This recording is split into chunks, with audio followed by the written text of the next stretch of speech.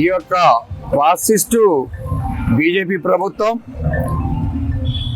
ఎర్రజెండా party అనేది లేకుండా చేయాలని ఒక కంకణం కట్టుకున్నారు. ఈ మోడీ గారు శాశ్వతం కాదు.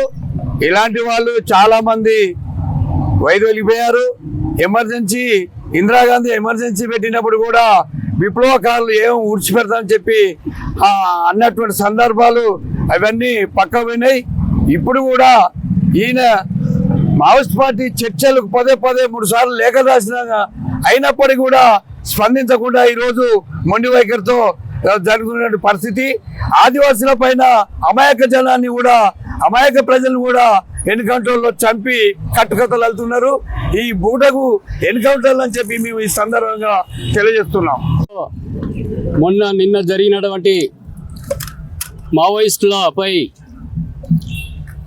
హత్యాకాండ కేంద్ర ప్రభుత్వం తన మండి వైఖరితో రాజకీయంగానే ఈ ఎన్కౌంటర్లు చేస్తూ ఉన్నారు. గత ప్రభుత్వాలు కూడా కనీసం శాంతియుతంగా చర్చలు జరపడానికి సిద్ధంగా ఉన్నా జరిపినాయి. కొన్ని ప్రభుత్వాలు జరిపాయి. కానీ ఈ ప్రభుత్వం చర్చలు జరపడానికి సిద్ధంగా లేదు.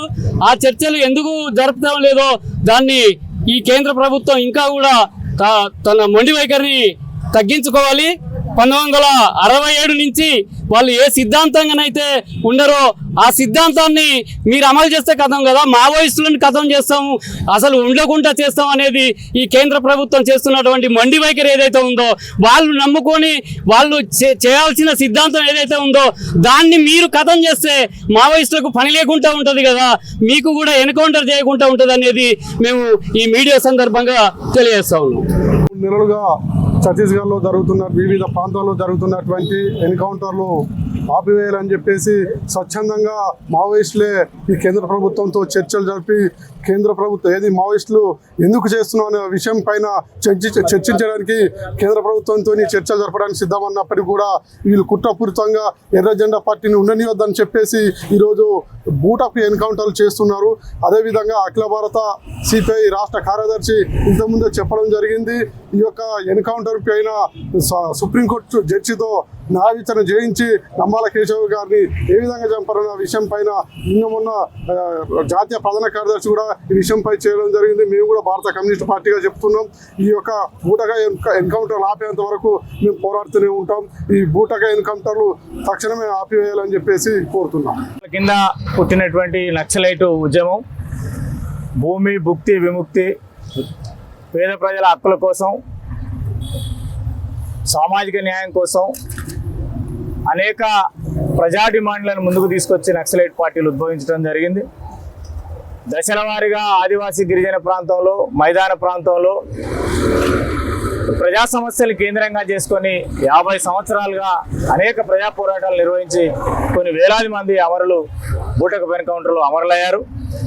ప్రజల కోసం త్యాగం చేసినటువంటి నక్సలైట్లు ప్రధానమైనటువంటి డిమాండ్లు ఈ ప్రభుత్వాల మీద ఏముంచుతున్నారు, ఎందుకోసం ఆర్మీ స్క్వాడ్గా రాష్ట్ర జీవితం గడుపుతూ పోరాటం ఎందుకు చేస్తున్నారు, తుపాకీ ఎందుకు పట్టుకున్నారు, ఈ అంశాలకు సరైనటువంటి ఆలోచన ప్రభుత్వాలు చేయాల్సినటువంటి అవసరం ఉండే. కానీ నక్సలైట్ల యొక్క డిమాండ్ ఏదైతున్నదో దాన్ని సూక్ష్మ స్థాయిలో ఆలోచించి దీర్ఘకాలిక ప్రయోజనాల కోసం పనిచేయాల్సినటువంటి ప్రయత్నం వదిలేసి నక్సలైట్లను అంతమొందించడమే మరి వారి ప్రధాన ఎజెండాగా కేంద్రంలో ఉన్నటువంటి బీజేపీ సంకీర్ణ ప్రభుత్వం ప్రయత్నం చేస్తూ ఉంది. ఇది తీవ్రంగా ఖండిస్తున్నాం. ఒక ఆల్ ఇండియా సెక్రటరీ సరిపోవటం అంటే మామూలు ఇష్యూ కాదు. దాని మీద అనేక అనుమానాలు ఉన్నాయి. మరి వారు అనారోగ్యంతో ఒక ప్రాంతంలో మరి వైద్యం చేయించుకున్నటువంటి సందర్భంలో పట్టుకొచ్చి కాల్చిననేది మరి బంధుమిత్రుల సంఘం కానీ ఇతర ప్రజా సంఘాలు కానీ మీడియా మిత్రుల ద్వారా తెలుస్తూ ఉంది.